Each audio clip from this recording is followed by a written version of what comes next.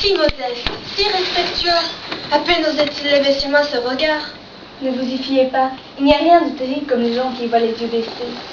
Et M. Galbraith a fort bien remarqué que votre Altesse venait de pleurer. Moi? S'il s'agissait d'un bonheur, je serais discrète, mais d'une peine. Pourquoi ne pas me permettre de la partager? Pourquoi, depuis mon arrivée à Madrid, la seule personne que j'aimerais aimer semble-t-elle m'éviter et me craindre? Je l'ai vue. C'est vrai, princesse, je ne sais pas menti.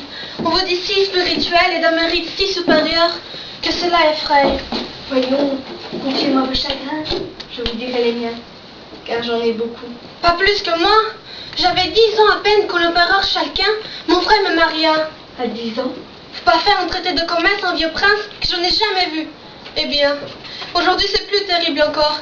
Pour quitter ses dettes envers le comte de Bourbon, qui lui a fait gagner la bataille de Pavie, il lui a promis ma main.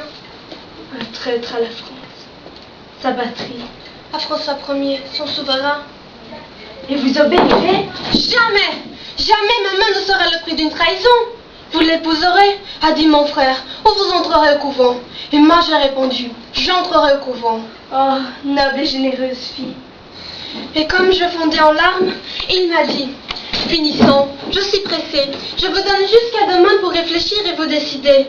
Il m'a quitté dans une colère épouvantable pour aller à la messe, comme c'est loi d'aller profiter. Mais il n'avait pas à attendre, ce sera demain comme aujourd'hui. Vous entrerez au couvent? Avec joie, car ce ne sera pas pour longtemps, je l'espère, et Dieu m'appellera bien vite à lui. Un si profond découragement, au printemps de la vie, où tout est joie et espérance. Éléonore, on peut tout me dire à moi. Je suis française, et pourtant, croyez-le bien, aussi bonne catholique que vous. Êtes-vous bien sûr que quand vous serez au couvent, de ne penser qu'à Dieu? Moi, cherchez bien. N'y aurait-il pas derrière votre haine pour le connétable quelque sentiment plus tendre pour un autre? Oh non, non! Prenez garde, si vous le niez avec tant de vivacité, je vais croire que j'ai rencontré juste. Quoi? Vous pourriez supposer? Je suppose toujours avec les jeunes veuves comme moi, et cela pour cause. Quoi? Vous aimeriez aussi? Aussi? Au ciel! Ne vous effrayez pas, je n'en dirai rien. Nous sommes deux alliés naturels, deux opprimés qui devons faire cause commune. Voyons, il est beau, brave, digne de vous par le rang. Oh oui! Vous n'irez pas au couvent, vous l'épouserez. Taisez-vous, taisez-vous! Et c'est mieux que vous entende pas! Des obstacles éternels infranchissables, sur lesquels il ne faut même pas arrêter sa pensée. C'est pour cela qu'on y pense. Et je ne suis pas bien sûre non plus qu'il n'y ait pas de par le monde quelques jeunes chevaliers que tout sépare de Marguerite, et qui oseraient dire ici-bas qu'une chose est impossible, avec la foi, l'espérance et un peu de charité pour ceux que nous aimons.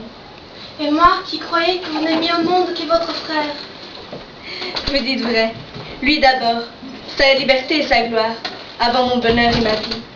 Et je tremble en ce moment d'être obligée de quitter Madrid.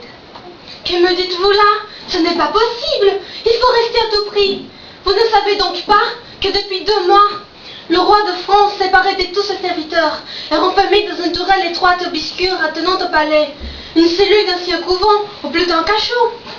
D'où le savez-vous? Qu'importe, je le sais. On croit à toutes les tortures livrées au désespoir, ne plus croyant jamais revoir ni sa sœur, ni la France. D'où le savez-vous? Une fièvre ardente le dévore en ce moment. Ses yeux sont en danger, et ni l'empereur ni le conseil de Castille sont instruits. Ces geôliers seuls connaissent la vérité, et ils les cachent à tous les yeux. Mais d'où le savez-vous? Qu'importe, je suis certaine. Si je viens sous le sceau du secret, c'est le salut de mon âme. Vous dire à vous, Marguerite, ne parlez pas de moi, ne me trahissez pas, mais sauvez votre frère qui se meurt. Mais croyez-vous maintenant? Merci, merci ma sœur. Ah, ma sœur, un tel nom? Si j'en connaissais de plus doux, je vous les donnerais à vous qui semblez partager ma peine. Mais le temps presse, il faut que je voie l'empereur. Le moment il m'a choisi. Vous n'obtiendrez rien de lui, car il était, hier soir, furieux contre vous. En êtes-vous sûr?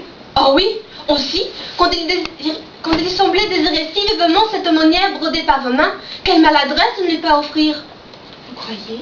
Il en était tellement blessé qu'après votre départ, il a gardé le silence et s'est mordu les lèvres en souriant, ce qui c'est chez lui une signe de grande colère. En vérité?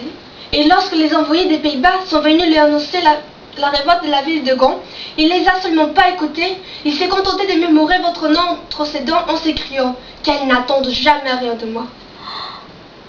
Je crois que le moment est excellent. Conduisez-moi vers lui.